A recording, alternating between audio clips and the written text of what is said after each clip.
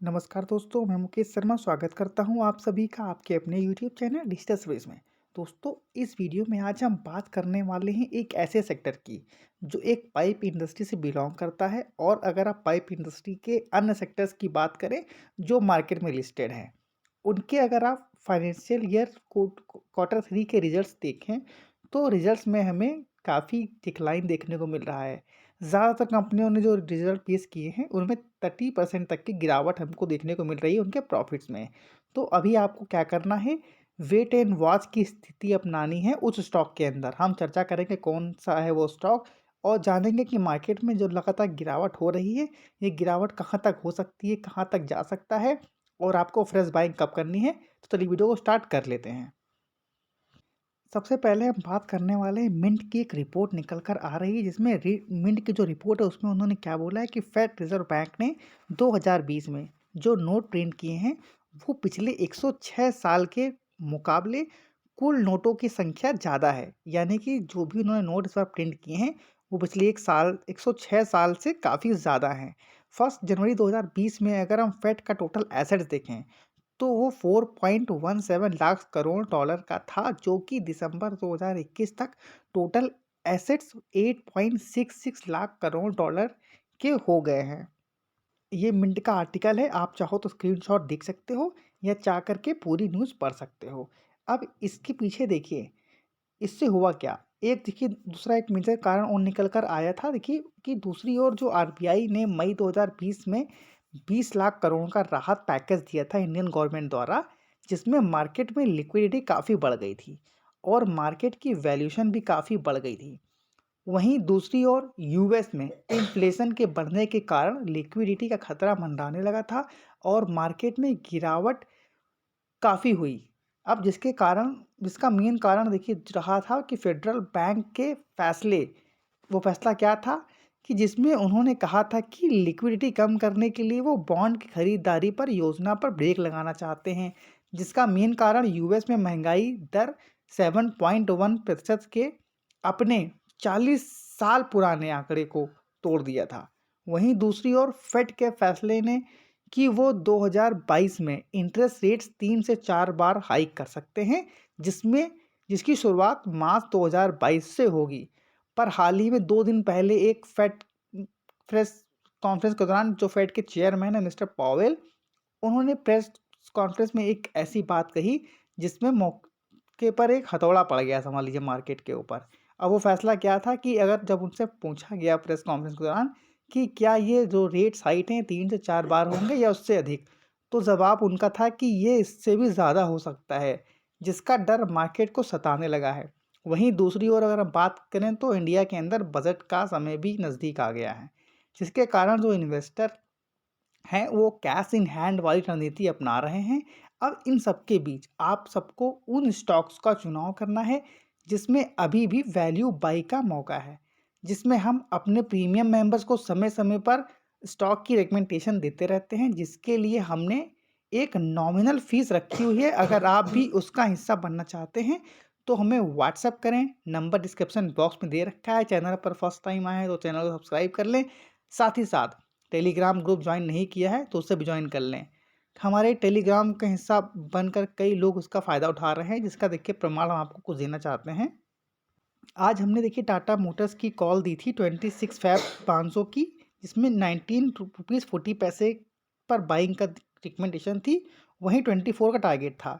अगर आप हाई की बात करें तो 27 का आज हाई बनाया टाटा मोटर्स ने, आप देख सकते हैं, यहाँ पर स्क्रीनशॉट ले सकते हैं एक कंफर्मेशन के लिए। दूसरी ओर हमने एक कॉल दी थी हिंडाल्को की, जिसमें हमने अपने टेलीग्राम पर फ्री कॉल्स दी थी अपने जो हमारे जो प्रीमियम मेंबर्स होते हैं उनकी कॉल आज हमने टेलीग्राम पर शेयर्स की थी 26 जनवरी के मौके पर।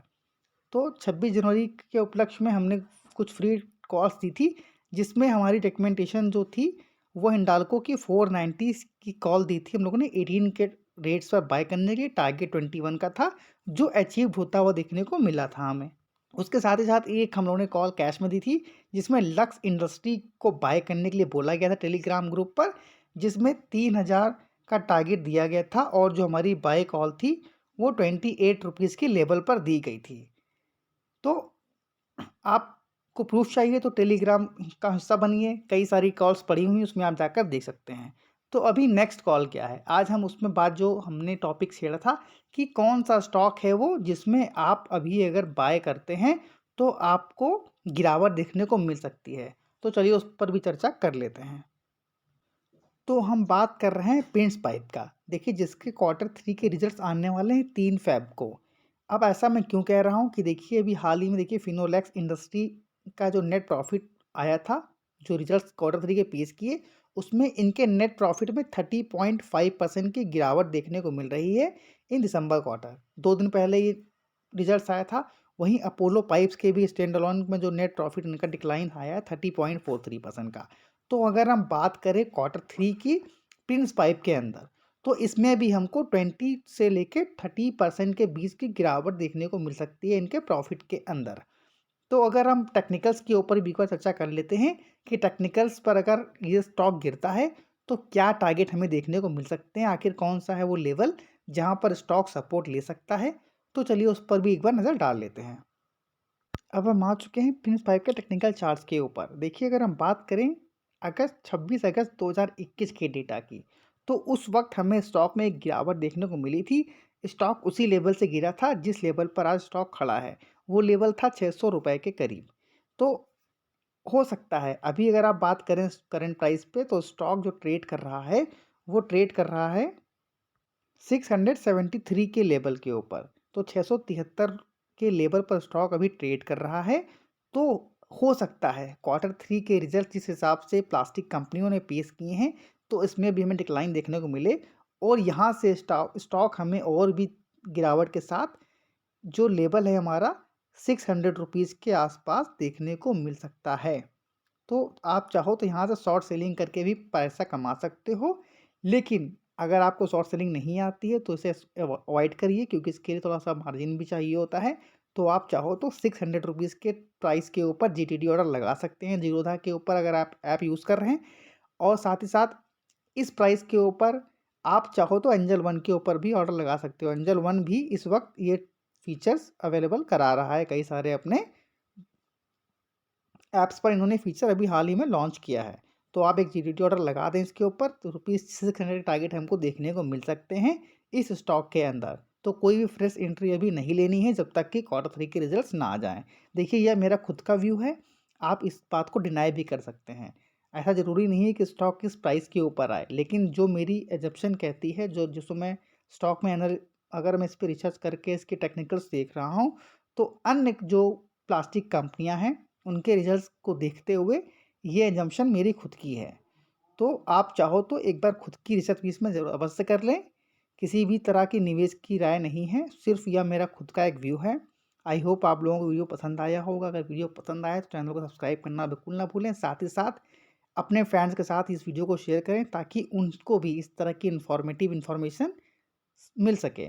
और सब्सक्राइब करने के बाद आपको नोटिफिकेशन बेल्स को ऑन ज़रूर करना है ताकि सारी वीडियो की नोटिफिकेशन आपको ज़रूर मिल सकें।